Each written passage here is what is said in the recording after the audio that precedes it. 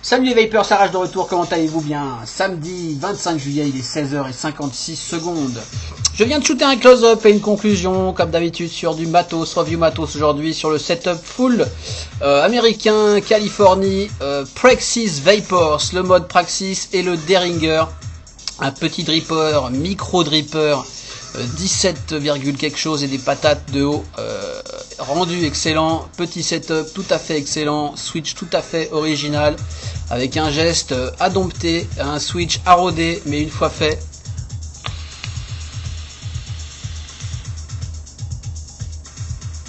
tout à fait bien. Merci Aurélien de Sweet & Vibes qui me l'a passé pour test et review. Désolé, les drip tips ne sont pas arrivés. J'ai commandé les drip tips de Praxis qu'il a eu par la suite et la poste fait des siennes, donc je devais les avoir hier, ils ne sont pas arrivés. Seconde présentation demain. Demain c'est aujourd'hui, pas de seconde présentation. En plus c'est sans signature, donc pourquoi une seconde présentation? C'est juste des enfoirés. Mais on connaît tout ça.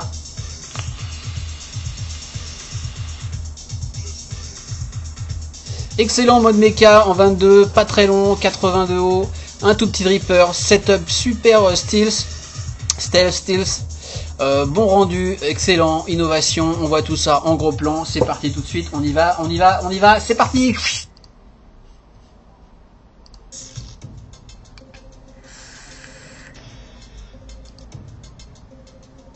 Yes les Vapers, donc nous voici en gros plan sur le full setup de chez Praxis Vapor.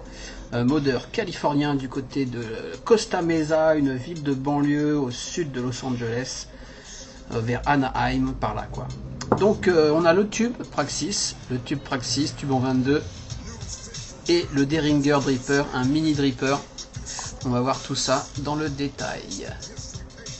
Par quoi on va commencer? On va peut-être commencer par le packaging tout bête, deux petites boîtes carton sans aucune marque, rien. On dirait du carton recyclé, c'est sympatoche. Avec le dripper Derringer, qu'est-ce qui nous vient? Il nous vient deux vis Allen en spare. Il nous vient deux O-rings de deux tailles différentes en spare. Et une petite clé Allen en spare. Et évidemment le dripper qu'on va voir. Et avec le mode, on a rien du tout, si ce n'est, je sais plus si c'était emballé dans ce sachet, sûrement emballé dans un sachet zip, et puis des petits cartons broyés pour éviter que ça gigote. Donc voilà pour les packaging rapidement. On va peut-être commencer par le tube. Donc tube en stainless steel 303 en 22. Il me semble qu'il fait 80 de haut, mais on va vérifier ça si ceci veut bien fonctionner aujourd'hui.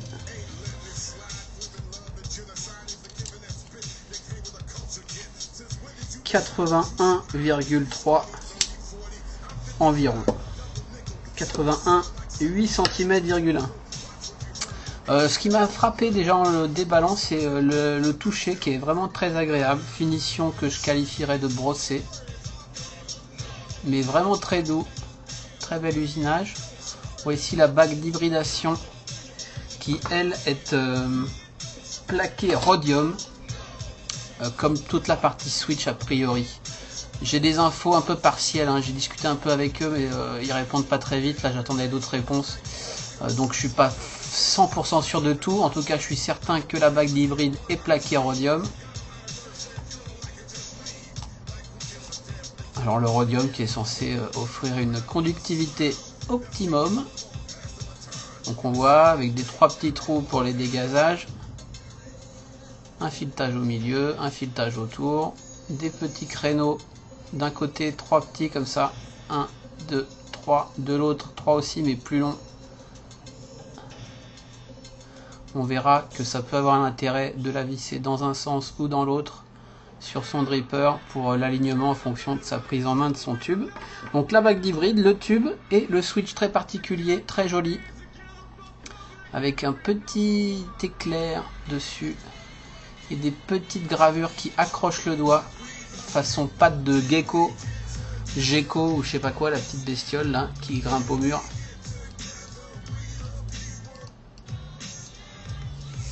Donc hop, et puis on voit une gravure Praxis Vapors, très chouette switch, très original.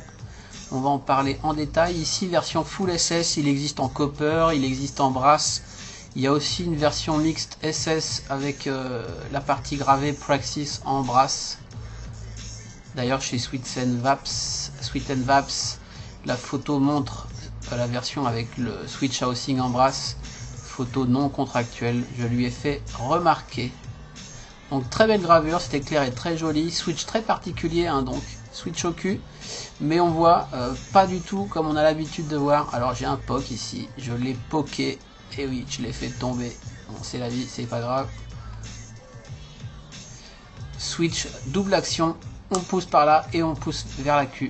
Alors là j'ai pas d'accu, je vais sortir le switch. Pour le sortir, eh ben, on presse, on enfonce, on prend un outil, en l'occurrence ma brosse à dents, on pousse jusqu'en haut, hop, on a le switch qui sort, on va y revenir.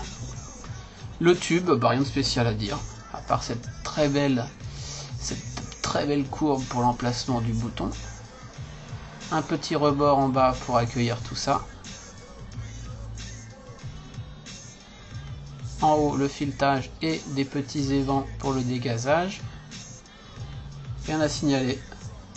Très chouette tube et encore une fois touché très doux, très agréable. Voilà pour le tube, la bague d'hybride. On va passer au switch donc. Très particulier. On voit. Alors je l'ai pas mal trituré, hein. Mon isolateur est un peu morflé, j'ai essayé de récupérer parce qu'en fait j'ai essayé avec la queue à l'envers et puis je suis descendu un peu bas, il est un peu fondu. D'ailleurs j'ai commandé aux États-Unis un isolateur de rechange et un ressort de rechange au cas où. Enfin on va voir tout ça.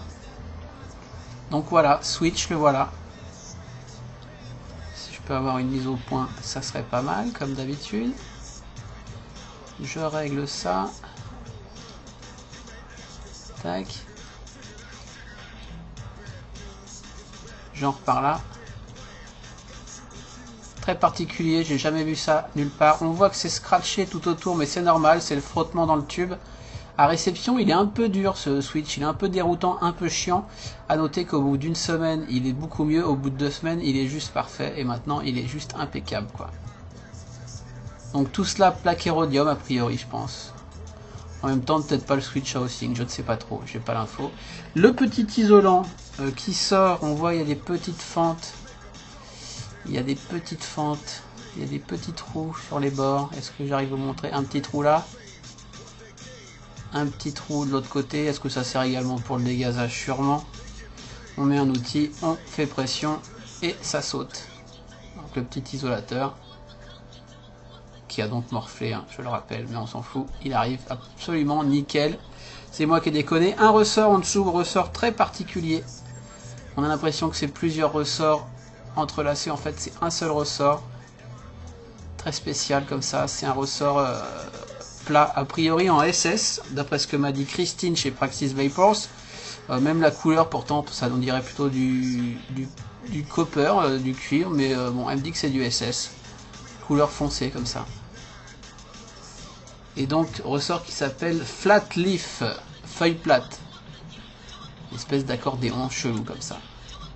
En tout cas très efficace, plutôt ferme. Tac.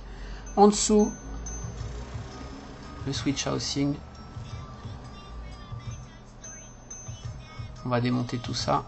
On voit ici une toute petite clé Allen. Alors c'est pas la clé Allen fournie avec le Derringer, c'est une toute petite que j'avais je ne sais où, la plus petite que je possède. Hop, on va dévisser ceci. Très peu de lumière aujourd'hui, il fait moche comme tout, donc je suis désolé, ça va pas être formidable. très longue cette vis Allen, qui a pour seul but de maintenir la partie coulissante, tac, ici. Alors attention, si vous le démontez, attention, attention. Donc le bouton ici, avec deux bits comme ça qui sortent, et une fente entre les deux pour accueillir cette vis, donc pour arriver en butée des deux côtés, pas qu'il se barre.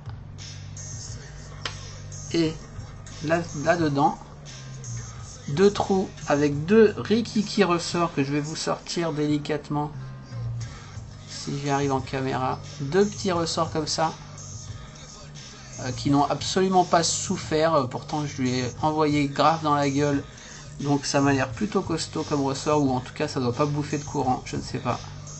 Je ne sais pas non plus en quoi ils sont, mais ils m'ont l'air tout à fait classiques, en stainless, j'en sais rien. Qui vont donc dans ces trous. Je vais les remettre tout de suite, sinon je vais les paumer. Tac. 1, 2. À noter qu'ils ont toutes les pièces si besoin. Hein. C'est arrivé en 8 jours de Californie, donc pas de souci. Donc on remet ces deux petits ressorts ici. On remet son bouton. Donc les deux bits vont venir springer sur les ressorts. Ok. Et donc la petite Allen qui évite que ça se barre, quoi. Je vais la remettre tout de suite. Voilà pour le fonctionnement du switch. Alors attention, attendez, je me concentre sur le vissage de cette vis. Un petit peu pénible. Donc en tout cas on peut démonter si on veut cleaner son switch, entretenir, etc. Si on visse trop fort cette clé Allen, on va venir buter dans le bouton et on va le bloquer. Donc imaginons, je push ici et je serre à fond. J'ai pas de test, mais du coup il ressort plus. Et j'imagine qu'on peut s'en servir comme un switch au cul normal dans ce cas-là. Est-ce que c'est fait pour? J'en sais rien. En tout cas, ce qu'on fait quand on l'installe, on visse en butée et puis on dévisse un petit poil, juste un petit poil, jusqu'à ce que ça saute avec les ressorts. Ok? Et ça bouge pas. Hein. A priori, ça n'a pas tendance à se dévisser, pas de souci. Voilà ce que ça donne. On remet son ressort, on remet son isolant. D'ailleurs, je vais mettre l'isolant. Le nouvel isolant, tant qu'à faire. Hop. Je sais plus combien ça m'a coûté. Moins de une dizaine de dollars le ressort et l'isolant. Tac. On presse hein, juste pour l'isolant qui doit être en délerin. Et qui se coince parce qu'il y a un très léger rebord. Si j'arrive à vous montrer le léger rebord. Putain, je galère encore aujourd'hui. Un petit débord en bas là, qui vient se coincer. Sûrement dans une rainure. Bref, voilà pour le switch. Pour le remettre, un petit peu tricky. Un petit peu tricky pour le remettre. Pareil, un coup à prendre. On vient le presser. On vient regarder son tube, on voit que la fente est là, hop, on va à peu près le rentrer par le haut, en face, on prend, alors des fois ça y va direct, des fois ça coince, si ça coince il suffit de presser d'un côté avec un outil en plastique, hop, pour pusher sur le bouton et pour permettre le coulissement, coulissement dans le tube, on prend son accu, on pousse le switch, qui a tendance à un petit peu tourner, du coup on l'aligne, on tourne comme on peut, si on y arrive.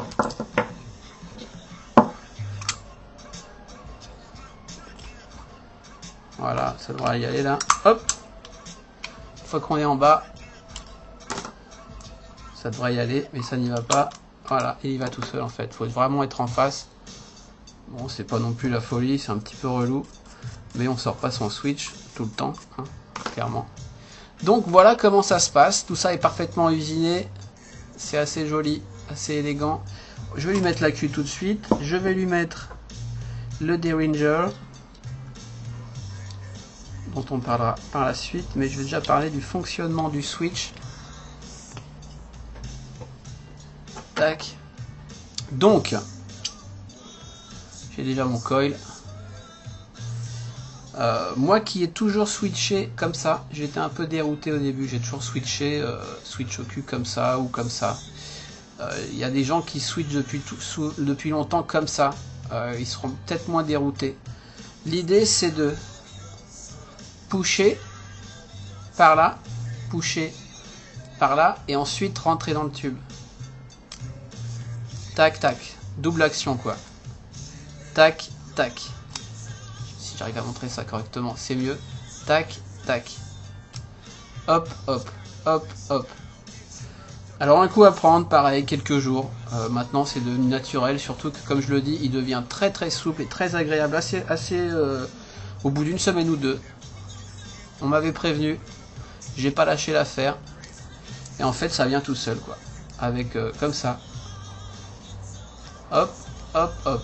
Et vu que ça glisse, pardon, vu que ça grippe très fort sur cette partie patte de gecko là, d'ailleurs ça attrape un peu les cacas de doigts. Un petit coup de brosse à dents de temps en temps pour virer les cacas de doigts. Tac tac. Très simple en fait. Ça devient un geste assez rapidement. On peut tout à fait pusher en biais sur cette partie là, ce méplat là. Tac tac. Ok, donc au début en deux temps vraiment vers le horizontal puis vertical et ensuite on arrive à le faire plus ou moins en un temps comme ça, comme un crochet quoi. À noter qu'il faut quand même prendre le coup pour moi pour bien faire une action verticale au cul de la queue. Si on fait que du biais, le contact n'est pas franc avec la queue et on n'a pas une patate optimale. Franchement ça marche super bien, c'est hyper agréable en fait. Il n'y a pas de lock évidemment puisque franchement difficile hein, même là si je le push sur la table en biais, ben, ça fire pas quoi. Faut quand même remonter un poil dans le tube pour que ça fire. Donc pas de lock. À noter qu'il tient pas parfaitement droit sur la table puisque cette petite partie a tendance à un petit peu dépasser par rapport au bas du tube horizontal, donc il est un poil en biais quand on le pose. Tour de pise, un poil quoi, même pas un degré, c'est léger quoi. Mais du coup il est peut-être pas super stable, mais en même temps bon, juste à signaler quoi. Donc soit avec la pointe du doigt, soit avec le gras du doigt. Soit la pointe, soit le gras, ça marche. Ça marche très très bien même. Hybridation seulement, donc ça patate sévèrement, plus le rhodium, ça patate très très fort ce mode, très agréable. Il conseillait 0.3, moi là je suis à 0.2, 0.25, je sais plus, ça va très bien. Encore une fois j'ai déconné au début, hein. J'ai mis un accu à l'envers, puisqu'on a tendance à dire qu'un accu à l'envers ça patate plus ou ça chauffe moins. Je voulais essayer voir et puis du coup en plus j'avais un 0.15 je crois et du coup le plot positif de l'accu a un petit poil chauffé et fait une marque dans mon isolateur qui marche toujours très bien hein. Mais bon, pour ceux qui se posent des questions, j'ai essayé de le poncer un papier de verre fin mais la marque est quand même un petit peu trop costaud, j'arriverai pas à la récupérer mais on s'en fout, ça marche parfaitement. Et puis j'en ai un en spare de surcroît. Donc voilà pour ça. On va parler du Derringer maintenant. Mon premier micro dripper. Vraiment impressionnant. Si je vais finir avec la bague hybride. Regardez, bague hybride, petite, les trois petits créneaux, je vous ai montré. 3 petits d'un côté, 3 longs de l'autre. Là j'ai monté les 3 petits vers la taux. Je visse sur mon tube. On va en finir avec ça. Ma position à moi c'est à peu près le bouton à l'opposé de moi. Donc je regarde, yeah, j'aligne ma bague d'airflow, j'aligne mon top cap et je regarde comment ça tombe. Bouton à l'opposé de moi, on voit les deux trous d'airflow sont bien à l'horizontale comme ça, comme j'aime, de chaque côté. Pas de leak du coup en face quoi. Si j'avais mis la bague d'hybride dans l'autre sens, ce qu'on va faire tout de suite,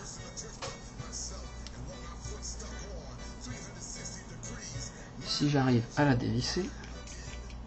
Ça se visse plutôt bien et ça se dévisse plutôt bien. Jamais été coincé. Au pire, il y a des petits trous pour mettre une pince ou quelque chose. On a quand même du grip. Enfin, tout va bien. Si je mets les 3 petits créneaux vers la queue, donc j'inverse la bague d'hybride. Je remets le tout sur le mode. Je vérifie mon alignement de coil. Je remets mon top cap. Je remets mon bouton à l'opposé de moi. Et je vois que là, eh ben, je suis pas bien. Là. Les trous d'airflow sont plutôt en haut et en bas, quoi. Donc intéressant. Selon le dripper, il est intéressant d'essayer les deux sens de la bague d'hybride. Juste à noter.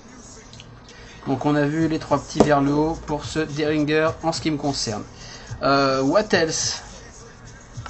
Le Derringer, petit Derringer, 17 mm de haut, je crois, vraiment un micro.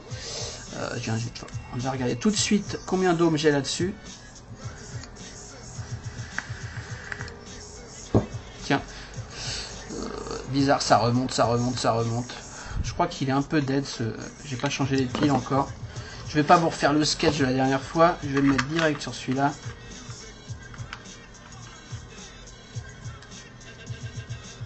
Voilà, c'est plutôt ça. 0,26. 0,25. Ce qui sera très bien. Donc, j'ai pas dit Praxis, ici dans sa version V3. Hein. Je ne sais pas trop les améliorations et changements qu'il y a eu. Aurélien propose la V3 sur son shop. Et le Derringer étant 1.2. 1.2 qui va quelques variations par rapport à la V1. On va en parler. Donc, OQ. 303 également, tout ça. Hein. OQ, aucune marque. Un pin non réglable qui pertrude, qui dépasse tout à fait suffisamment pour hybridation. Ça tombe bien puisque le Praxis est prévu pour l'hybridation. Pas réglable, j'ai vu des endroits où il disait qu'il était réglable. Pour moi, il n'est pas réglable. Donc j'ai l'impression qu'il tient le plot central. Donc à voir. Moi je vais dire pas réglable. Et puis c'est tout. Donc on a un top cap très chouette. Gravé Praxis Vapor en haut avec le petit éclair. Gravé Derringer Atomizer de l'autre côté, tout ça en cercle, assez profond, assez joli. On a sur le top cap 2 cyclopes qui font voyons ça, combien ils font, 2,5 de haut et qui font, allez, 8 de large. 2 cyclopes de 2,5 par 8. On voit un petit haut comme ça pour accueillir le drip tip. Et sur cette petite cheminée, également un petit éclair fort sympa de gravé. A noter qu'il est aligné avec rien, ce petit éclair. On aurait pu l'avoir aligné avec les trous ou aligné entre les trous. Bon, détail. Pas de chambre, hein, pas de dôme, pardon. Pas besoin tellement c'est court. C'est assez propre. Derringer, la suite. L'intérieur. Donc un triposte. Clé Allen. Ok. Les 2 postes négatifs dans la masse de la base. Le plot positif isolé par des isolateurs dit en pic, c'est noir. Alors est-ce que ça existe le pic noir? Je ne sais pas, mais je vais dire pic quand même. Sur la V1, sur le batch 1 en tout cas, ou sur la V1, le plot central était plaqué or 24 carats. Ce n'est plus le cas sur la V2, sur la V1.2 pardon. On a l'impression d'une légère coloration, mais ça c'est juste que les plots positifs prennent toujours une petite coloration après une utilisation plus ou moins intensive. On a, tac, cette bague qui permet de gérer le single coil, le dual coil, dual ici, single là avec 3 petits trous, donc single ou dual. Petite bague qui a un sens, on voit que d'un côté il y a un petit rebord ici, petit rebord, et de l'autre non. Donc c'est le côté sans rebord qui vient se plugger sur un premier O-ring. Putain, j'ai une mise au point lamentable quoi aujourd'hui, et une lumière de merde. Je m'en excuse, c'est la vie. Donc 2 étages d'O-ring, un ici pour la bague de réglage d'airflow et un ici en bas pour le top cap. Tout simple, tout petit, une cuve, malgré sa petitesse, une bonne cuve. Petite taf. Une bonne cuve que je qualifierais de étonnante pour un si petit machin et que j'estime à 5 mm. On va essayer de mesurer ça avec... je vais pas y arriver là. Non, je vais pas y arriver. Donc comment je vais faire? Je vais faire ça comme ça avec mon doigt. Tac, en gros. Et je mesure là. C'est ça, 5 mm de cuve. Si je vous la montrer quand même.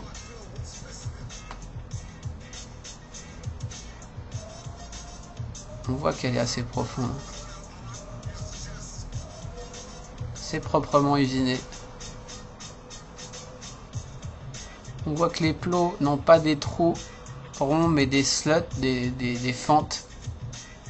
On voit rien du tout, ça commence à me saouler. Un gros plan s'il te plaît, vas-y, vas-y, vas-y. Voilà. Un peu de lumière. Voilà.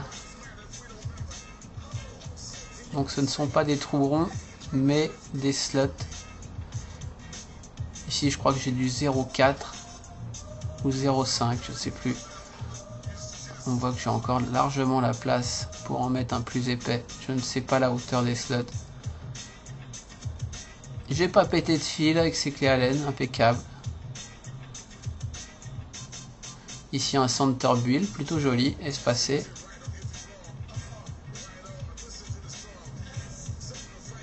J'aime beaucoup le design de ce petit dripper.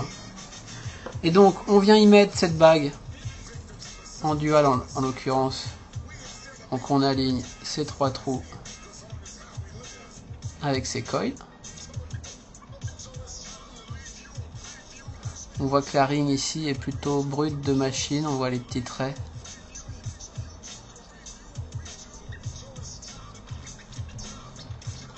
Chaque trou doit faire 2 mm je dirais. Et puis par dessus on vient y mettre et aligner son top cap. Alors moi toujours pareil, full open sur les trois, hein. Mais rien n'empêche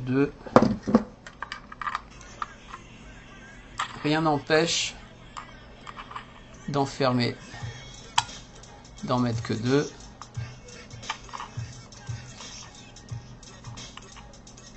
Ou d'en mettre qu'un pour un tirage serré en dual, en single, comme on veut. Rien n'empêche non plus de ne pas mettre la bague interne d'airflow et de plugger directement son top cap pour une vape encore plus aérienne.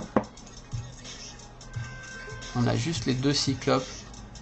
On n'augmente pas vraiment sa contenance en jus, puisque le jus qui va être mis en plus se retrouvera dans la fente prévue pour la bague de réglage d'airflow et aura du mal à remonter dans la cuve, quoi. Mais en tout cas on est beaucoup plus aérien, à noter quand même. Moi j'aime bien avec la bague, les trois trous ça me va bien. Voilà, qu'est-ce qu'on peut noter d'autre? Que parfois, un petit peu chiant, parfois on enlève le top cap, là c'est pas le cas. Quand il y a du jus, on enlève le top cap et la ring vient avec, elle tombe, quoi. Mais là quand c'est sec ça tient bien. Non, ça bouge pas. C'est quand même parfaitement usiné. Non, j'arriverai pas dans le cas actuel. Donc voilà pour ce petit dripper fort sympathique que je n'ai pas mesuré. On m'a dit 17,5 sur un truc, j'ai vu 17,5, je vais vérifier par moi-même. Hop. Alors on va prendre la petite cheminée, 17,2. 17,2. Donc vraiment rikiki. À noter que le trou pour drip tip, j'attendais pour faire cette review parce que j'ai commandé chez Aurélien, il a reçu les drip tips d'Elrin de Praxis Vapor. Je les attendais hier, je les attendais aujourd'hui. La poste fait des siennes, donc voilà, tant pis, il n'y aura pas le drip tip sur la review. Petits drip tips qui vont parfaitement à la largeur de cette petite cheminée, un noir en téflon et un blanc un noir en d'Elrin et un blanc en téflon. Donc le trou est un peu large, donc je disais pour les drip tips. Ici je lui mets celui-là que j'aime bien. Pourquoi pas, qui est un petit peu plus large, qui n'est juste une base d'un drip tip Vapor Giant. Mais je trouve que c'est pas trop mal. Je voulais mettre mon dot mode là, les drip tips sans o-ring, mais il flotte dedans, il tient pas. Il se bloque pas du tout. Donc je pense que l'usinage du trou de drip tip est un petit peu loose. Ceci dit, avec celui-là, ça va très bien. Ça tient même plutôt bien. Donc quand même à noter. Ce qu'on va faire, on va faire un petit cotonnage. Je vais le mettre tout de suite sur le mode. Hop. À monter très simple, hein, puisqu'on peut enlever cette bague pour faire son montage. Donc on a carrément la place pour jouer avec ses coils, pour les placer, etc. Donc pas de souci particulier à ce niveau-là. Qu'est-ce que j'ai pris comme coton? Qu'est-ce que j'ai sous la main? Je vais prendre ce Koga là qui traîne, un coton japonais quelconque, lambda. Tac. Je vais faire ça rapido. On enlève la bague, on a tout l'accès qu'on souhaite à son coil. Hop. Tac, en voilà un. Je vais faire les deux avec, je vais pas gâcher. Mon petit coupe-chou, pas mal le petit coupe-chou. J'avais jamais pris jusque là, ça marche plutôt pas mal, à voir sur la durée. Tac, première moustache. Est-ce que j'en ai assez? Ouais, mais on va faire avec, on va essayer. J'ai pas trop de marge de manœuvre avec celui-là. Ça ira bien pour la review. Ou pas, comme d'hab. Allez, vas-y mon grand. Tac. Mais il est super court cet album là. Qu'est-ce qu'on va mettre? Hop.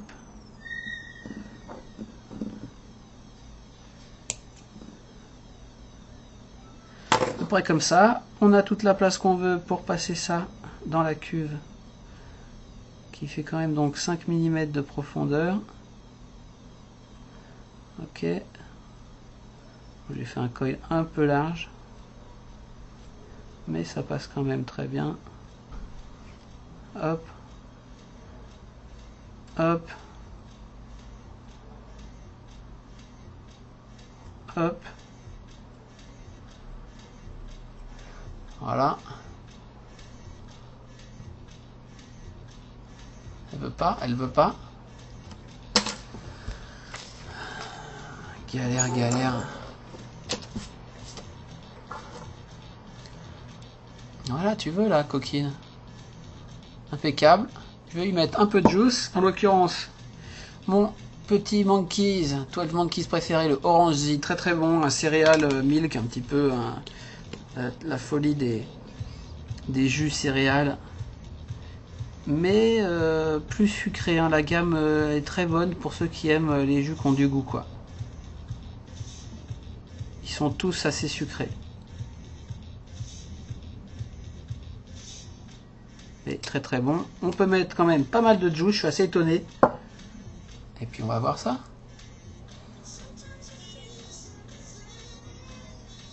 Vapor. Bon, j'ai un petit peu noyé, hein. Mais tout va bien. Je vais lui remettre sa ring en dual comme ça. On a toute la visibilité qu'on veut pour bien aligner ça.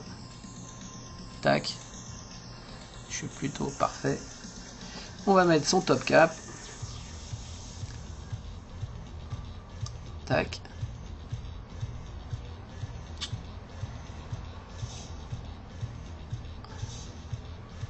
Tac. Tac. Un petit coup de sopalin. Parce que sinon c'est pas drôle. Et du coup on se retrouve avec un setup tube absolument rikiki. J'ai vu qu'il y en a qui l'utilisaient sans drip tip, franchement. Ouais, parce qu'on est vraiment sur les coils, hein. Là les coils ils sont pas loin là-dessous, hein. Je vais pas pouvoir vous montrer, mais...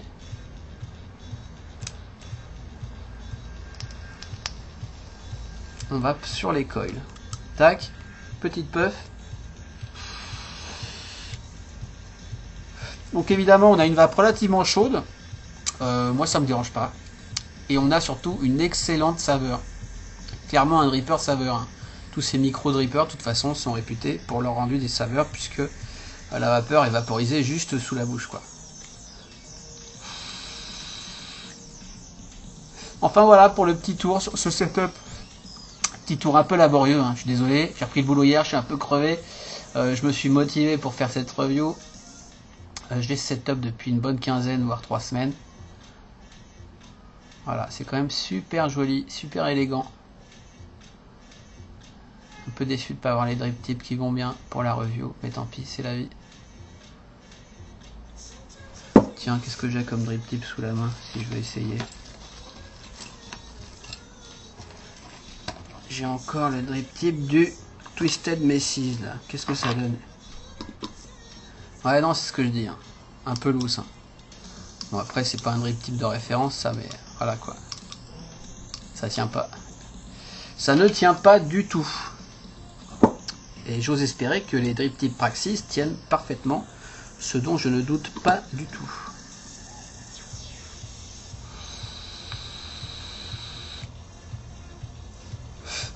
Enfin voilà, j'aime beaucoup ce tube. J'ai un peu de mal avec les tubes maintenant, parce que d'une part c'est un peu faible, parce qu'il y a toujours des soucis de chauffe ou autre, d'entretien, etc. Celui-ci, là je suis à 0.25, j'ai eu aucune chauffe. Une fois le coup pris pour le switch, main droite, main gauche,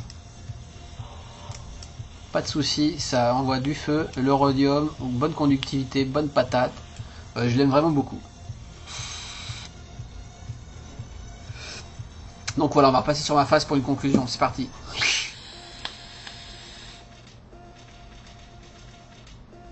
Yes les Vapors, donc de retour sur ma face pour la petite conclusion sur le setup de Praxis Vapors. Praxis Vapors t-shirt ici. Clones Make Us Famous, valable pour les reviewers également. Setup, full setup, vendu chez Sweet and Vapes. Je sais jamais où mettre le S. Sweet and Vapes. On va parler des prix tout de suite. Tout de suite. Le tube, le Praxis V3 en full SS est à 130 €. Tube américain, 130 €. C'est pas délirant. Avec un switch tout à fait innovant et une patate tout à fait acceptable.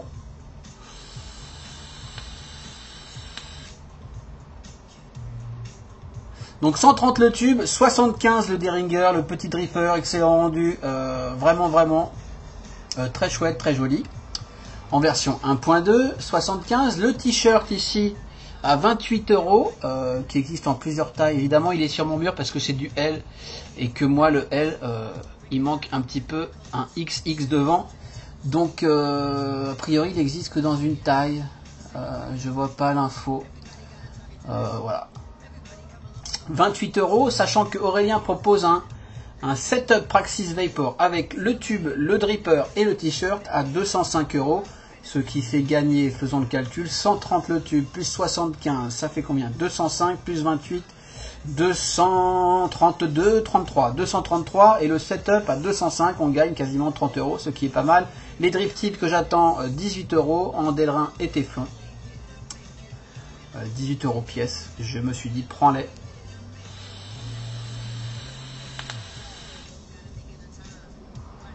Ici, à Q pleine charge plus ou moins, il va y avoir 4 volts, à 0,25 on a dit, je suis plus ou moins à 60 watts. J'ai un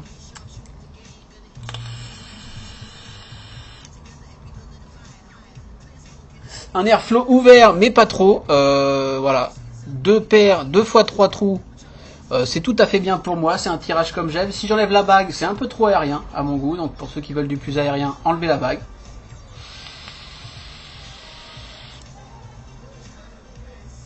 Switch, vraiment, hein, tout à fait honnêtement, très agréable. Déroutant au début, un peu dur.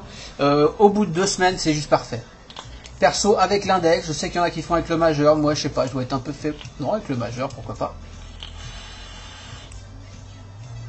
Comme ça. Vous voyez, le mouvement, en fait, c'est un mouvement au final. Hein. Quand on a saisi le coup. Et ceux qui sont habitués à switcher comme ça ne seront pas largués, quoi.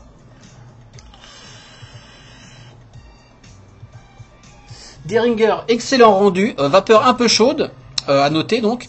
On peut se prendre un peu de speed dans la bouche selon son montage, la qualité de son montage. Ne pas hésiter à mettre les coils le plus près des trous possibles. Sinon, quoi d'autre? Quand même, bonne contenance, je suis surpris. Je pensais devoir dripper toutes les 3 secondes, ce qui n'est pas le cas.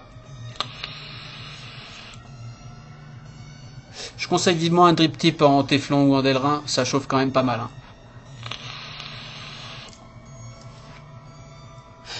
Évidemment, on peut dripper par un drip tip si on a envie. On peut décaper si on a envie.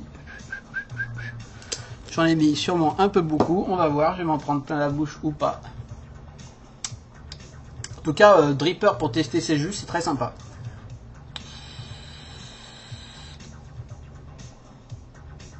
Et on a vraiment une bonne vapeur dense et goûtue.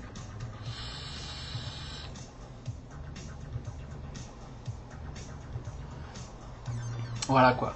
Ouais, je vais pas 60 watts, vous n'êtes pas obligé. Hein.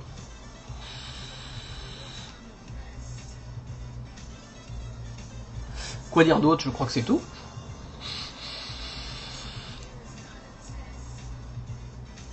Si ce n'est que c'est encore un excellent setup californien. Je suis décidément fan du matos ricain. Qu'est-ce que vous voulez? Je suis une faction victime. Voilà quoi.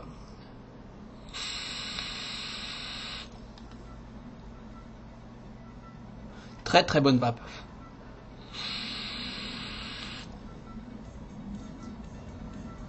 J'attends un autre mini dripper, là, un mini Ace avec une box. On va voir ce que ça donne. Même moi qui suis accro à la contenance, le rendu est quand même bien meilleur, hein, faut avouer.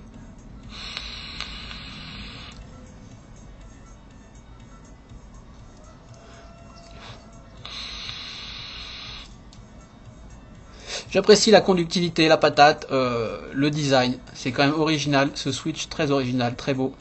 Ouais, ça prend les cacas de doigts, hein. Moi en même temps je suis un peu moite.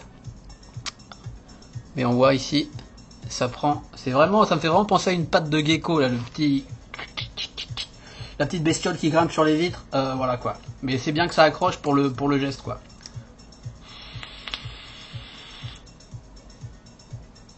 Sur ce, je vous dis à bientôt pour d'autres reviews. J'ai donc repris le boulot. Je vais peut-être être un peu moins présent sur Facebook, même si au boulot je suis connecté à Facebook toute la journée. J'ai un autre tube à faire, j'ai des box à faire, j'ai des atos à faire, j'ai plein de choses à faire. Donc ça viendra quand ça viendra. Merci beaucoup à Aurélien de Sweet and Bakes pour l'envoi, pour le test et la review. Et je vous dis à ciao, bye bye, c'est parti.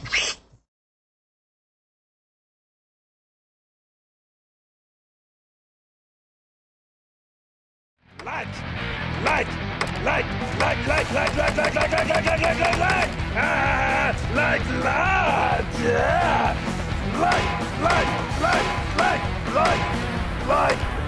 like, oh, not like, oh.